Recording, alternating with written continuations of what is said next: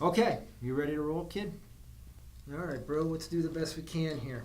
Let's dance. This is week 3, right? How do I look, Pete? All right, we got just mix it up a little bit. So is that baby on? We're ready to dance. Okay, alrighty. So I'll try not to babble too much. Let's just roll. Ready to go, Pete?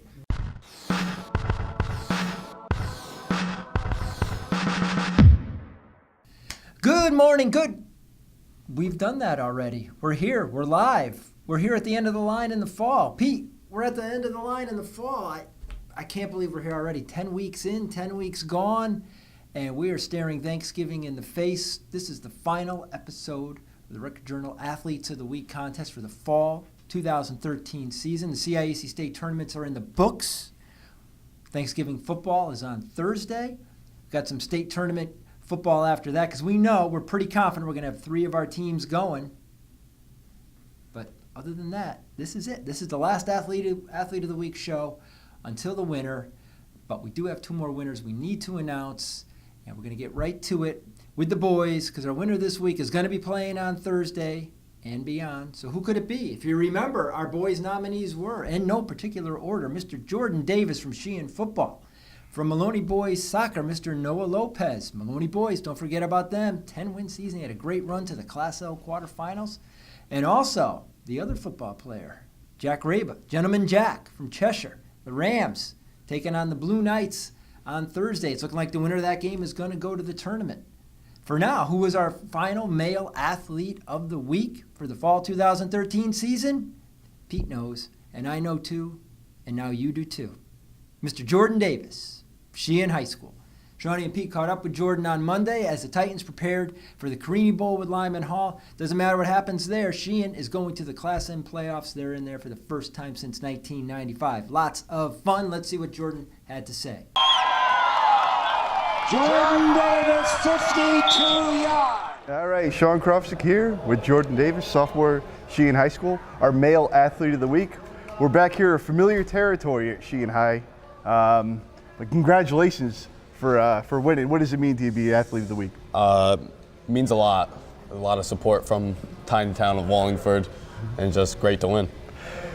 Jordan, tell us about your season individually first.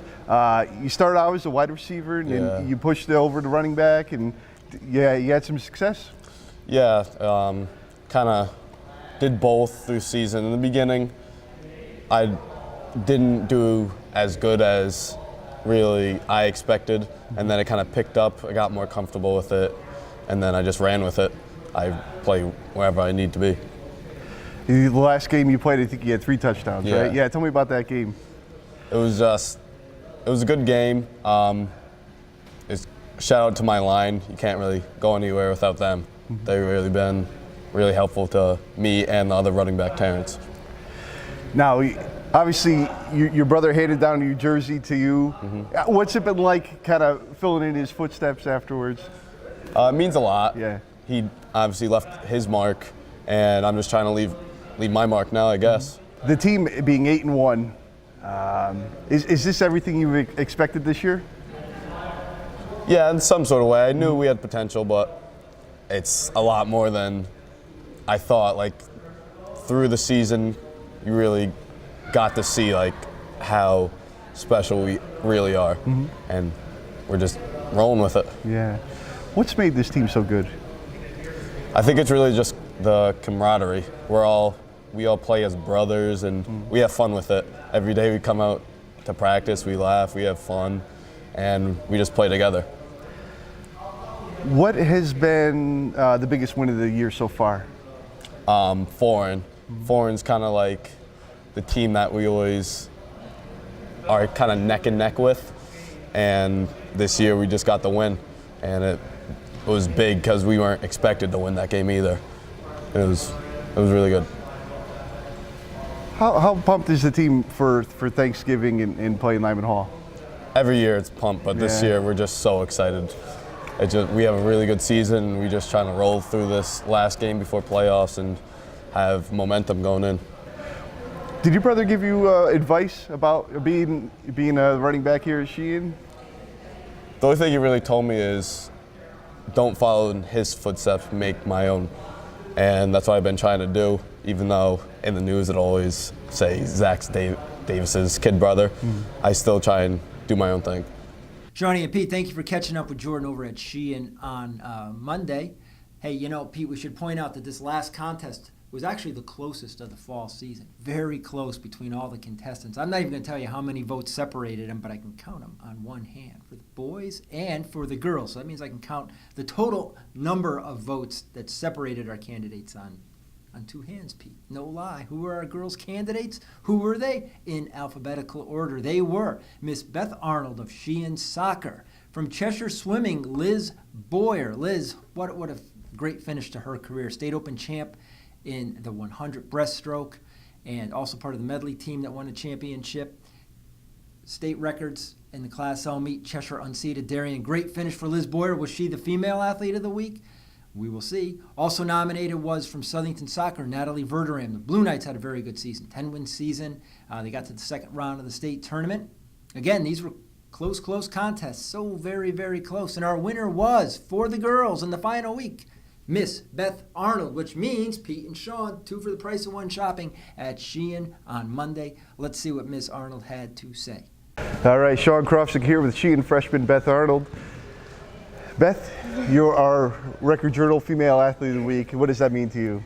It means a lot. Yeah. Like, being a freshman and everything, it's really big, and I didn't really think that I would get it. I was kind of like excited to figure out that I got it, and knowing that we had pretty, like, 2 other people that were nominated that were pretty tough. Like, one of them was the swimmer going to Harvard, and I was like, I don't know if I can compete with that, but like, all had everyone voting like on my side. Definitely, like, bring it here at Sheehan. Yeah.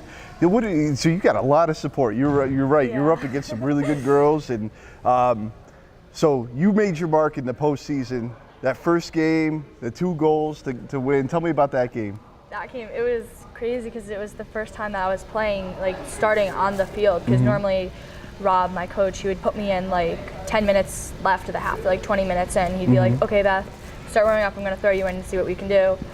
But he was like, "Okay, well, this game we're going to see how it goes." I warmed up as a goalie because that's my normal position. And he goes, somebody said, "You might want to change your shirt." I go, "What do you mean?" They're like, "You're starting field." I was like, "Oh my God." So I was on the sideline just kind of like freaking out a bit. Like, I need to get my shirt on. I need to get like my, like, everything has to be good. And then standing there, like, have our hands like shake what we do before, like our little ritual. They called my name and I just stood there. I was like, "Oh wait, that's me." So I like, waited a second, then I went up and I ran. And I was like, wow, I'm starting on the field. I was like, I have to play good this game, like, bring it out, really show Rob what I could do, make sure like I make him happy with my performance.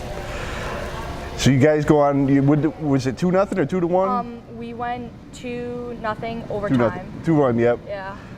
Yeah, that was right. You scored them both in overtime. Yeah, that was amazing. It was really, like, big, and I scored the first goal. I couldn't do it without my, like, Livia Dubach up next to me running and like crossed that ball across. And I had Kelsey on my other side, who was there, like, who they definitely helped me out this season because forwards isn't like my knack position, but they kind of like helped me along, like coach me, like, "Okay, I want you to stay more like up towards the half, or like you need to be back more, like make sure you're doing this." And like it really helped me out because not really knowing what I was doing, but like kind of knowing what I was doing, I was like, okay, helps a lot.